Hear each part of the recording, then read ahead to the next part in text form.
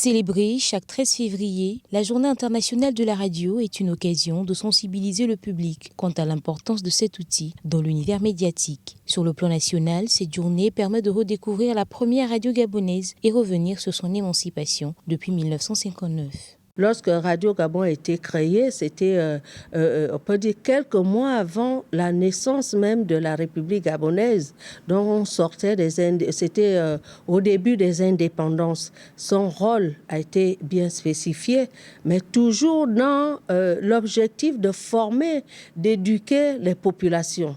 Après, nous sommes passés à la phase du parti unique. Vous savez que c'était vraiment un canal de communication où on s'adressait directement à la population.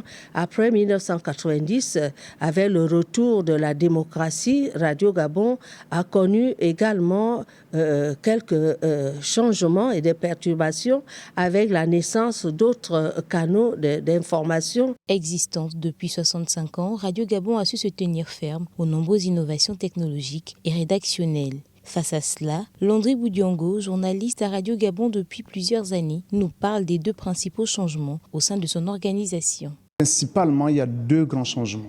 Et je resterai toujours avec le point culminant de 90. Parce qu'avec la création de Radio Gabon, c'est resté le média sous le régime monopartisme à l'époque du PDG. Et après, avec l'arrivée de la démocratie intégrée dans nos États africains, d'Afrique francophone, dans les années 90, le système a changé.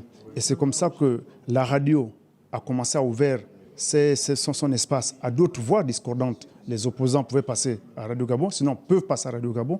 Les syndicalistes qui n'étaient pas en accord avec les décisions administratives et politiques du pays peuvent passer à Radio Gabon.